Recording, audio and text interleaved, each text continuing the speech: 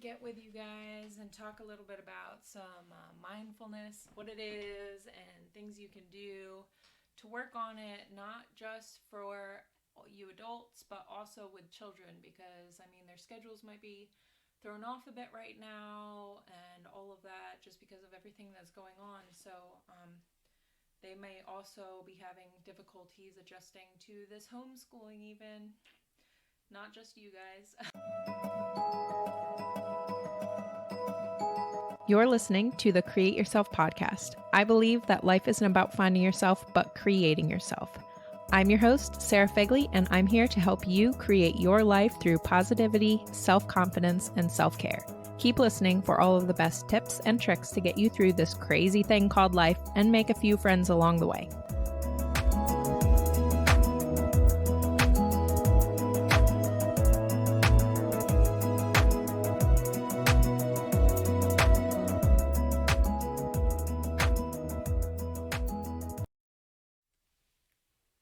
Hey guys! All right, so today, my book's over there.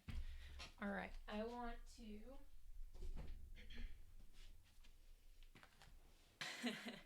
All right, so I wanted to start off with a quote from Winnie the Pooh.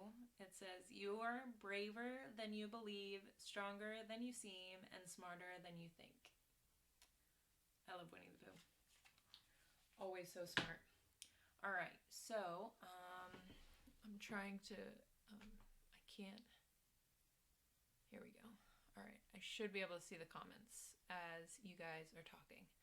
So go ahead and drop any questions or concerns you have about as far as everything going on in mindfulness and how you guys are coping. Are you guys feeling a little frazzled, or is it surprisingly easier than you thought it was going to be? All right, so mindfulness. So, what exactly is mindfulness? You guys can bring your children to watch this if you wanted to, or you can talk about it with them later. No swearing involved, so we should be good.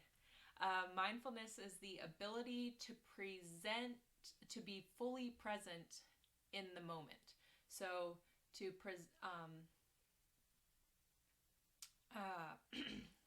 everything that's going on right now, it can be kind of hard to not freak about the future or dwell on how things used to be.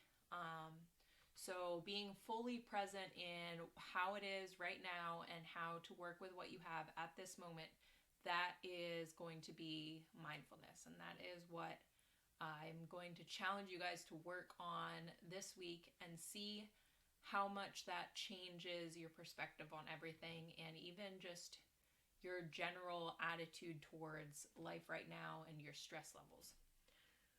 So, when you practice mindfulness, it can reduce that stress and anxiety because you're not worrying about what possible outcomes, billions of possible outcomes, and probably all the ones that you think of aren't even the ones that are actually going to happen. So, it'll reduce the thoughts about thinking about that, and also things that happened in the past that can bring up stress and anxiety. So, practicing mindfulness, it can reduce all of that. Now, I mean, if you're finding stress in the current situation, we'll get to that by not just comparing it to everything. If you're not comparing it to things and you're still finding it stressful, we'll get to that in a minute. But it can reduce that stress and anxiety. So, and it also increases your attention and focus. So, bringing back to exactly where you're at this moment, yes, it will bring attention and focus to where you're at right now and ways to remedy situations better. We'll also promote some positivity and kindness and empathy along with all of that because your stress levels are going to be reduced, so you're going to see things a little bit differently. And,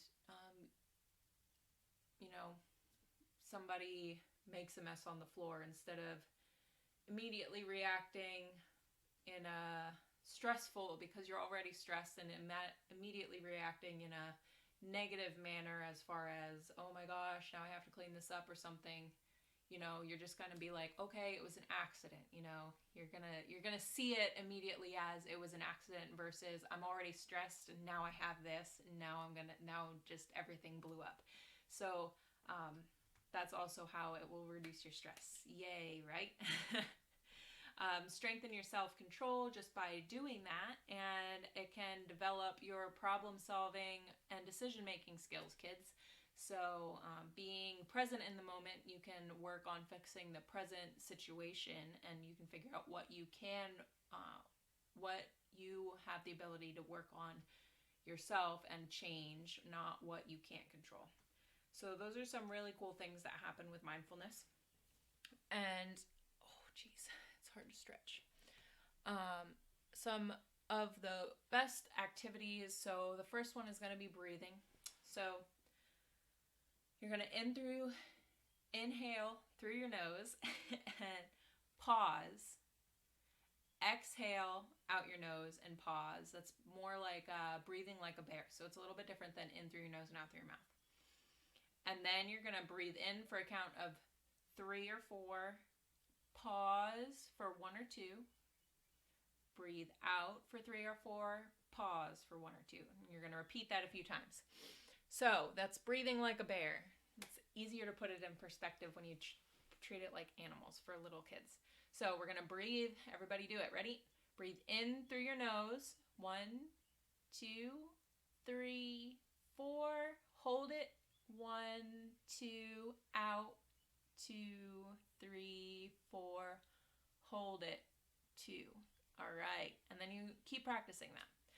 So another way to do it is to breathe like an ocean. So you're going to breathe deep through your nose, real deep, deep to fill up all your lungs from your chest down to your stomach. So you're going to breathe using all of that space. And then it's with your mouth closed, you're going to exhale slowly. All right. So it'll be like a super deep breath and you're going to slowly exhale, just like the ocean. So big waves coming in and slowly going out. Big going in and slowly coming out. So these breathing activities, you want to start doing it when you start to feel anxious or stressed about the situation or thinking about how things used to be or what they could possibly end up being. So you're going to practice those, okay?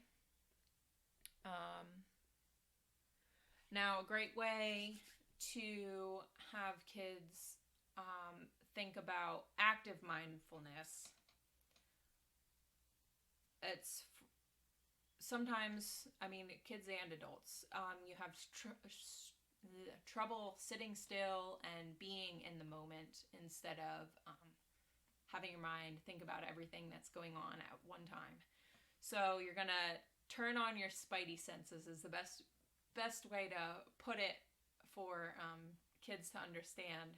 So you're going to super focus on what you smell, what you see, and what you're hearing, what the air tastes like, or if you had a snack recently, do you still taste that in your mouth, and what you're feeling like. And that'll bring you back to the present. So what are you currently, not what you're thinking, what you currently smell, see, all your senses, hear, taste, and touch.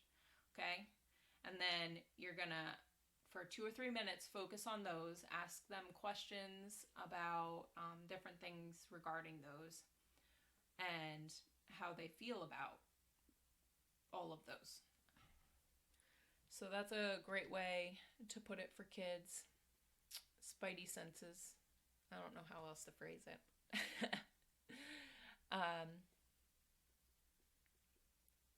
Another great thing is to go, and if you guys have been homeschooling or working for a lot of time and you guys are just getting really frustrated because you're trying to do this meeting and trying to figure out that math homework at the same time and it's just getting overwhelming, And I'm sure it's overwhelming for the kids too, because they feed off of your energy. So how about you just pack it all up for the day, or at least for the moment, and you're going to go outside if you can. Go outside and go for a walk. If it's raining, take an umbrella. The kids love playing in the rain. So just go for a walk and find fresh air.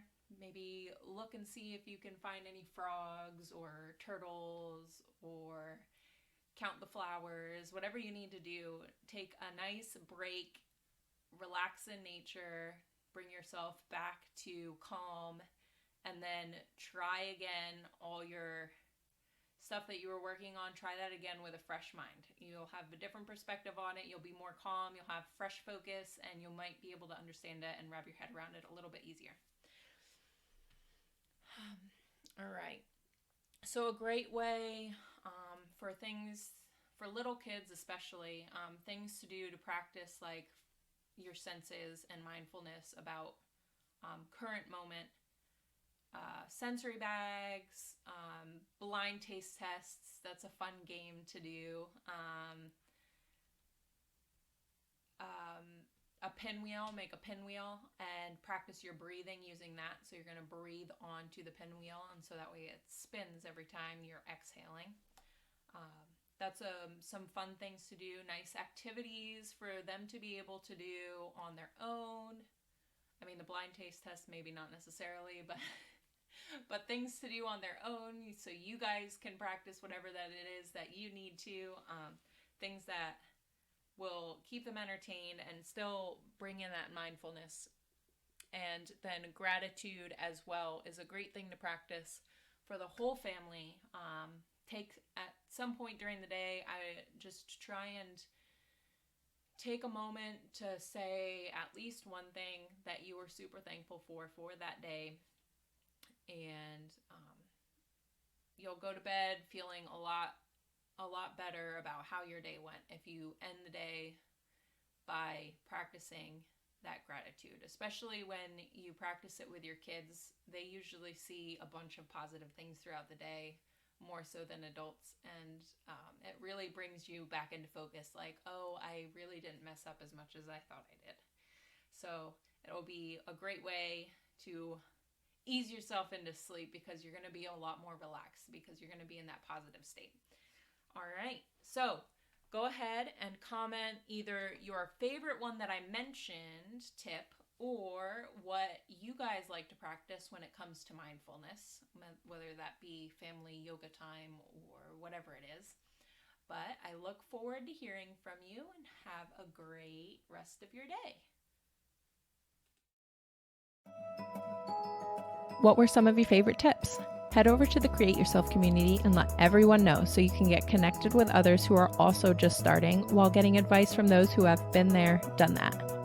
For show notes and more, head over to www.sarahfegley.com. If there's someone you know who could benefit from this, invite them to join in. The more the merrier. Talk to you soon.